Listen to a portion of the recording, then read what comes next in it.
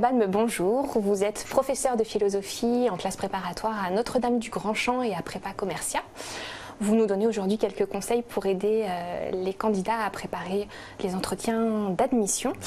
Est-ce qu'on peut vraiment préparer son face-à-face avec le jury? Et vous, comment vous faites avec vos élèves? Bien sûr, les étudiants doivent préparer cette épreuve qui est extraordinairement importante, qui est la clé pour l'admission. Ils ont intérêt à passer toutes sortes d'oraux, évidemment des entretiens classiques, mais aussi les fameux triptyques type HEC qui apprennent indirectement à réussir les entretiens, tout ce que leur prépa leur propose.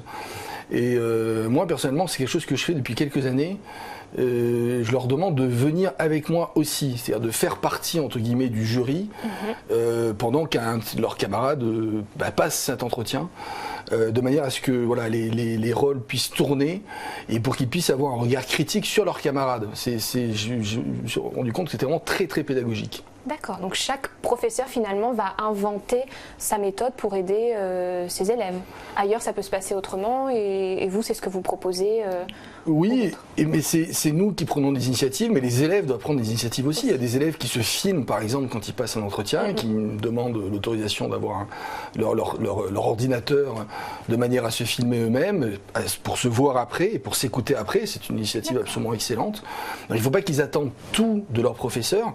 Il faut qu'eux-mêmes ils puissent avoir des bonnes idées pour réaliser davantage ce qu'on attend d'eux. Parce que c'est vraiment très important qu'ils comprennent ce qu'on attend d'eux pour cet exercice, pour cette épreuve. Ouais. Dites-nous justement ce que le jury attend du candidat.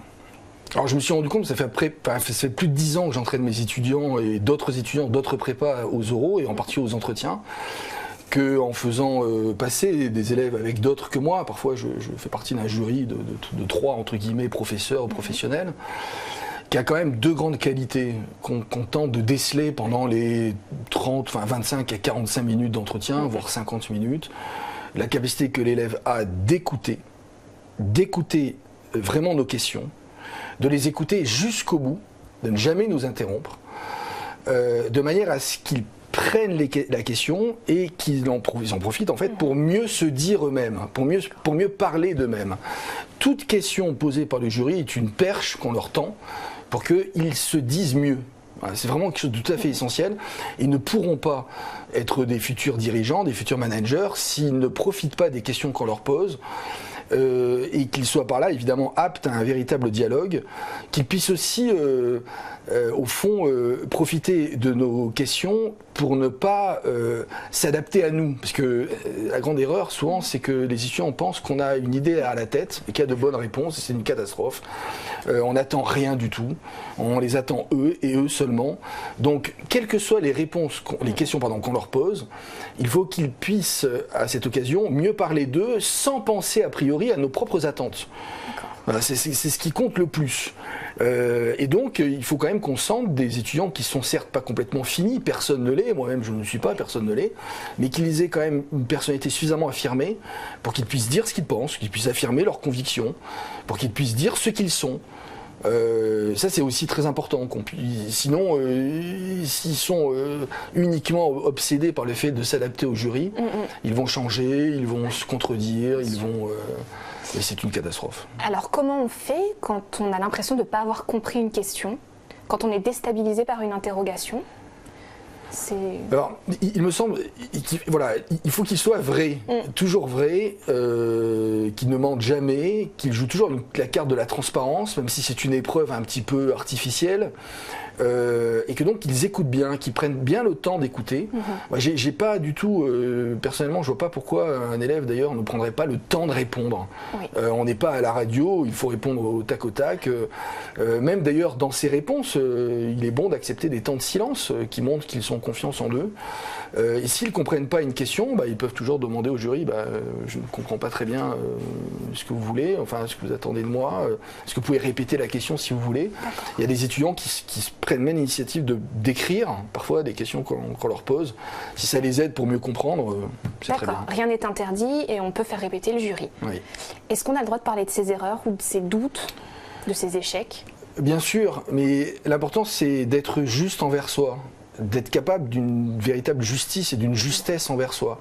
Donc si un étudiant dit ce qu'il a mal fait ou raté dans son parcours, s'il révèle un de ses défauts, un de ses travers, qu'il dise aussi la face lumineuse, qu'il dise j'ai raté ça, mais ça m'a permis de comprendre ça. J'ai ce défaut-là, mais c'est aussi le revers de ma qualité.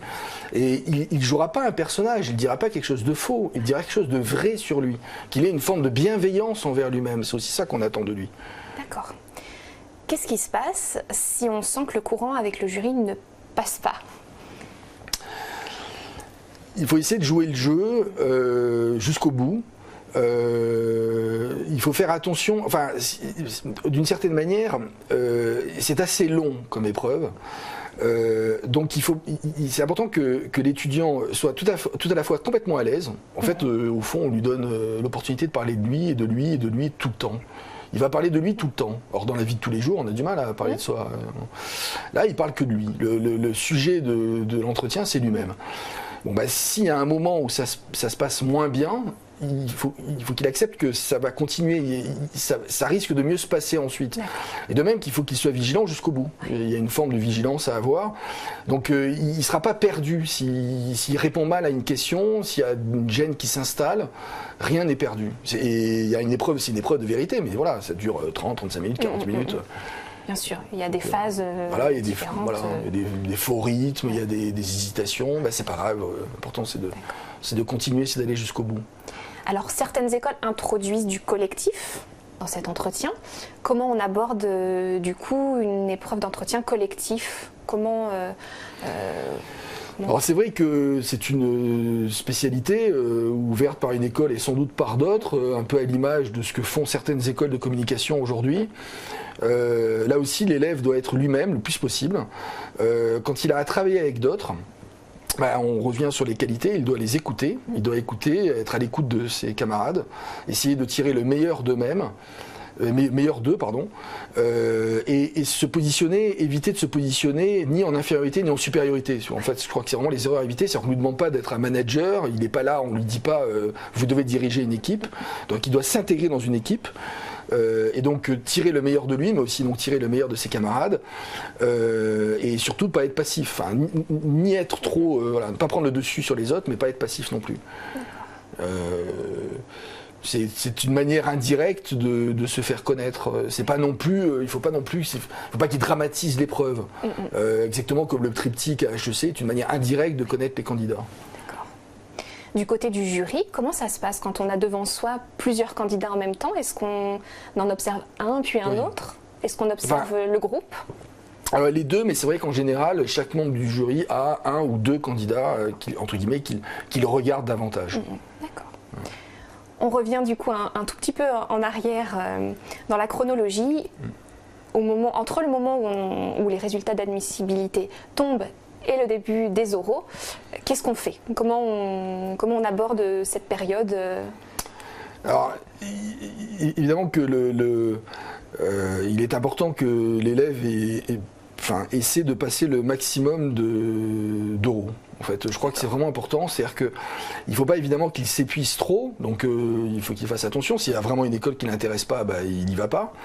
Mais je conseille quand même aux étudiants de passer le maximum d'épreuves orales, et en particulier d'épreuves d'entretien, parce que c'est un peu comme quand on a même à faire un cours d'ailleurs. Parfois, il nous arrive d'avoir un cours dans une journée. On a 2 heures de cours une journée. Paradoxalement, parfois on est moins bon parce qu'on n'a pas beaucoup de cours et du coup il y a un enjeu terrible.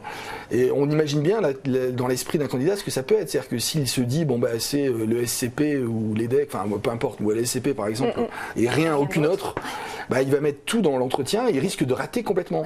Donc il ne faut pas qu'ils se disent je vais à un entretien et 3 jours après c'est le SCP. Il faut que, par exemple, ça peut être le M Lyon, peu importe, Audencia, je vais m'épuiser à passer cet entretien. Pas du tout, pas du tout. Absolument pas. Bien sûr qu'il fasse attention, que ça se chevauche pas trop et qu'il s'épuise pas trop. Mais vraiment, je conseille à tous les étudiants de passer le maximum d'entretien. C'est au fur et à mesure, il va être bon, il va dédramatiser, il va être de plus en plus lui-même et il réussira aussi grâce à ça. Alors, est-ce qu'il y a une stratégie avec des écoles qu'on veut absolument placer plutôt au milieu, celles qu'on veut pas au début, ou il ne faut pas penser en ces termes-là? Non, il faut penser d'un point de vue stratégique au niveau de l'organisation pratique. Le minimum de perte de temps, calculé au niveau des transports, enfin c'est surtout ça, il faut s'économiser physiquement pour le coup. Mais il n'y a pas de stratégie particulière à avoir sur le plan de l'ordre de priorité des écoles que l'on passe, quoi. Enfin des euros que l'on passe. Denis Labalme, merci beaucoup. C'est rien, merci beaucoup à vous.